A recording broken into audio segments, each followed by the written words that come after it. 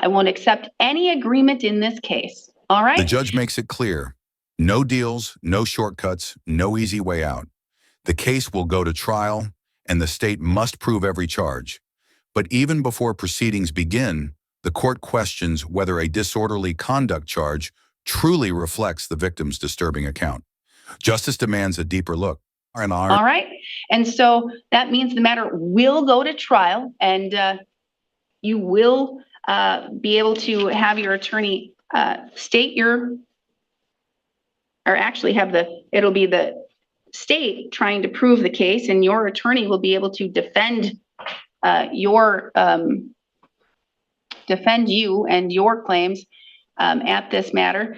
But on May 29th, that'll be the last day, the drop dead date for any agreement that'll be reached. And quite honestly, to me, the court does not find a disorderly conduct with costs only, especially hearing the statement from the victim to be in the public interest. So, yes, Your Honor. Mr. Cothey has agreed to plead to one count of misdemeanor disorderly conduct, with the remaining counts in the complaint dismissed and read in, and a joint recommendation by both parties for court costs totaling $443. And I believe he was in the process of a revocation. Was he revoked, or did? Yes, Your Honor. As of yesterday afternoon, the final decision from the administrator came in, and he has been revoked, and he will be sent to Polk County for sentencing. Okay. And what charges was he convicted of in Polk County? I believe they were substance use related, Your Honor. I was not originally opted into that case. That was my predecessor, Mr. Pollack. Unfortunately, I cannot speak to any detail as to the nature of those charges. All right, thank you.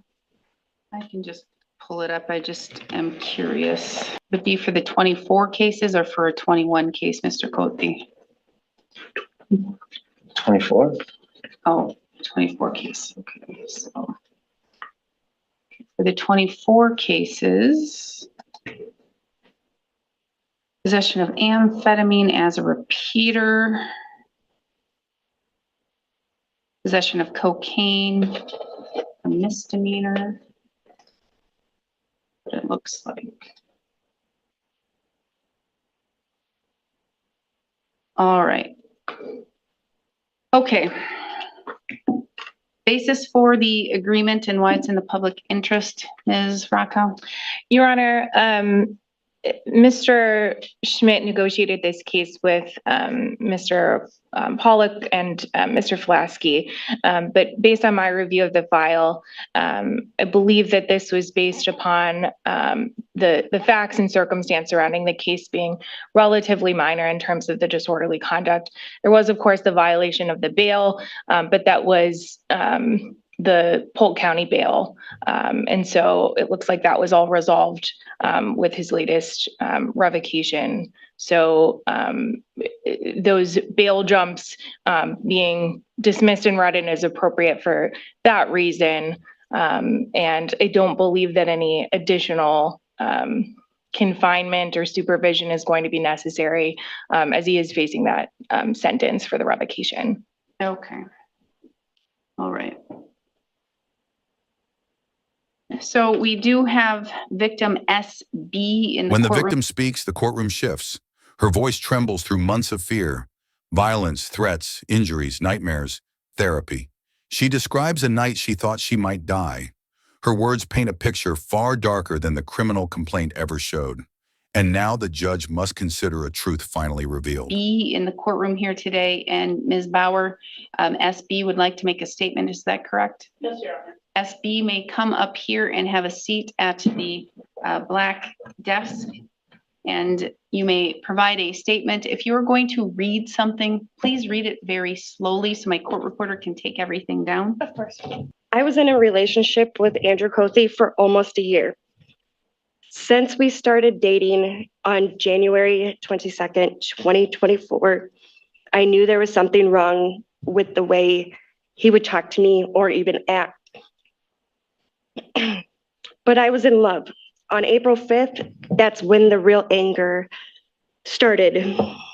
almost every day from then until the 22nd of October, or the 21st of October. There were fights. He would hit me, but he always thought that he could just make it up. Sorry.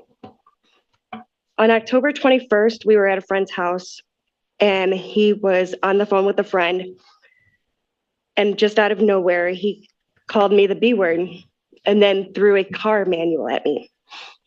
Seconds later, he would spit in my face. But once again, made it up, told me he would never do it again.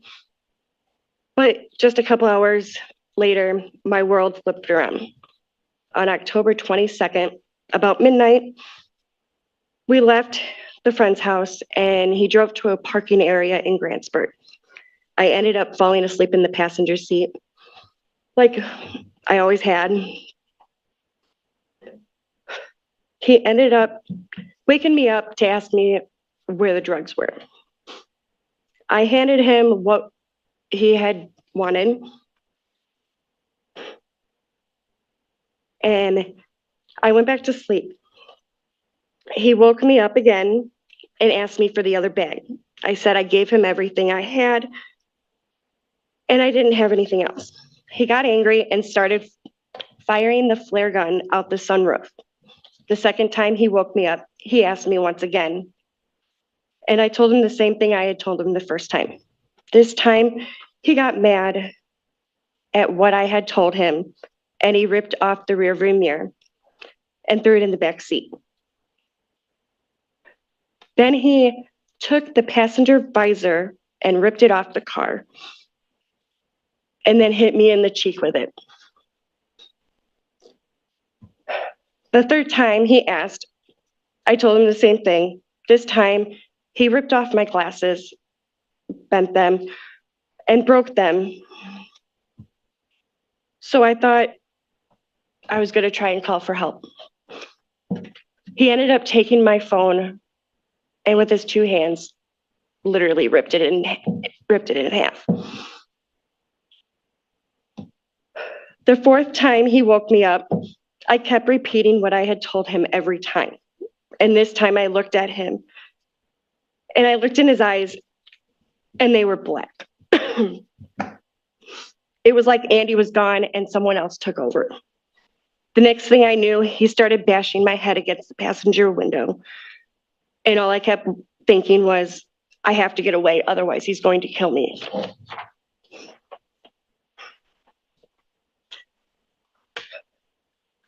So I had got him calmed down enough to where he would drive to Dollar General where the van was parked. We were going to move it, but we decided he didn't want to because he was getting tired. He let me drive the car, and I knew that was the only way I was going to get out. I drove the car to the Frederick Trailer Park, where I knew I would be safe. I parked in the front entrance and stopped.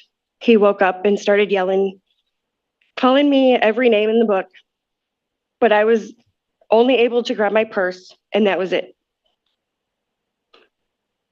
I started walking to my friend Jen's house in the park, and I got there and she asked me if she could call, and I said yes, and fell to the ground. The cop from town came and my body started going numb. I ended up throwing up and passing out. Not knowing what was going on, they called the EMTs, and I went to the hospital and had a CT scan. Your Honor, this is so painful for me. I have anxiety and panic attacks now every day. I am actually on nightmare medicine. I don't know the name of it, but I have nightmares every night, every time I sleep, of what he did to me.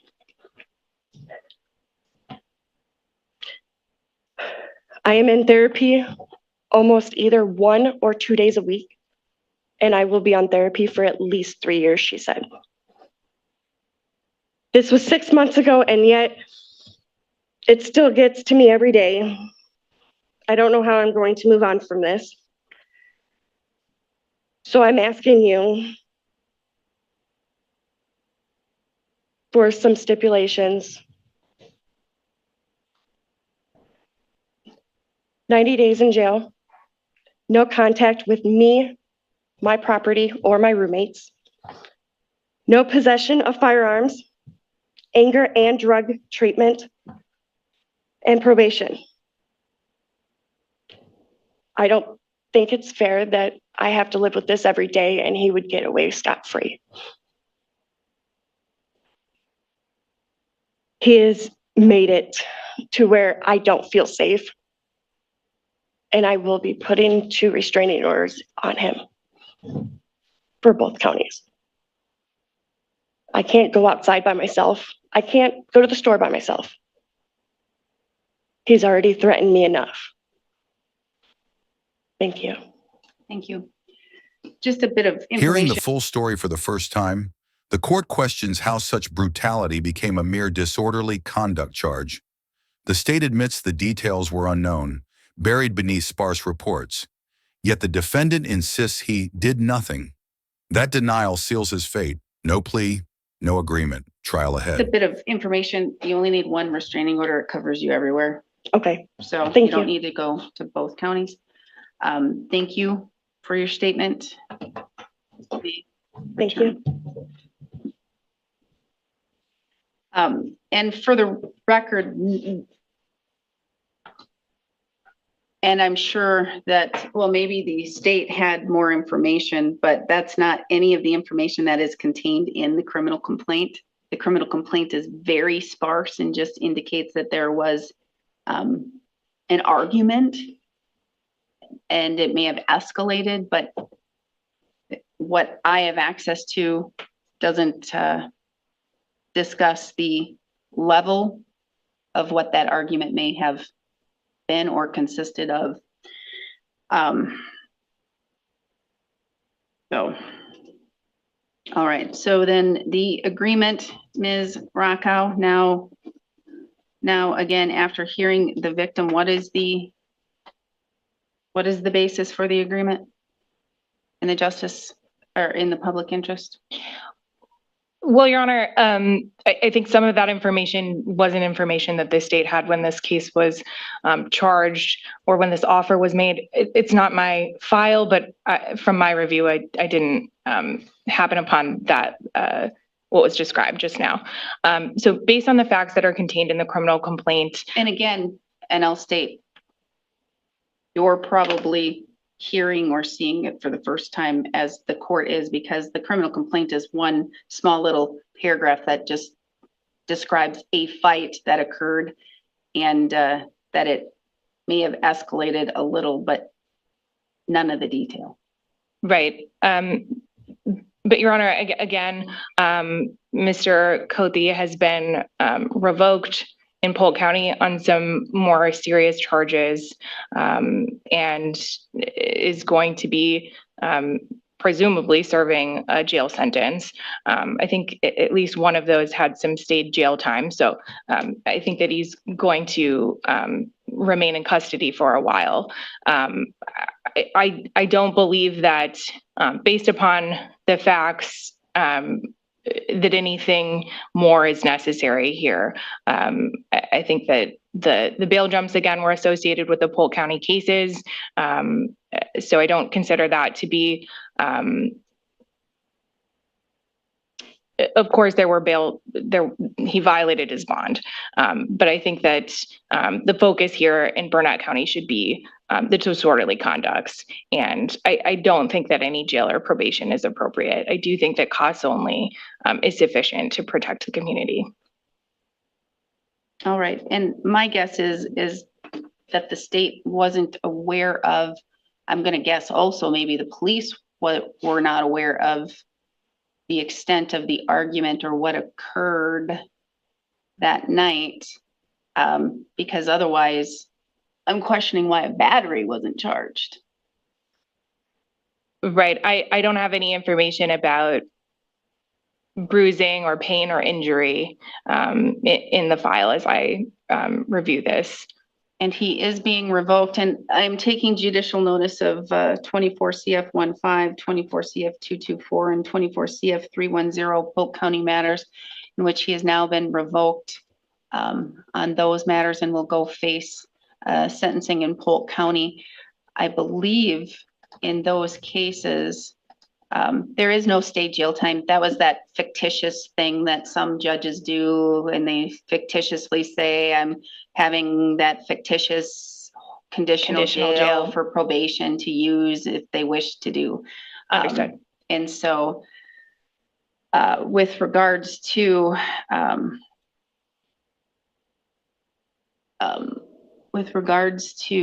the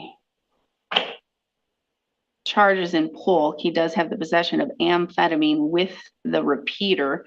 So that means the maximum possible penalty of 1 year he could face, with the increase of no more than 2 years for that underlying misdemeanor in Polk County. But that's for Polk County to deal with and for you to deal with in Polk County. And you are under bond conditions in Polk County when you violated your bond here by engaging in the criminal actions here in Burnett County. And for the record, and this is, I guess, for the victim as well as you, Mr. Cote, for you to be aware of, and perhaps the reason why these were simply charged as disorderly conduct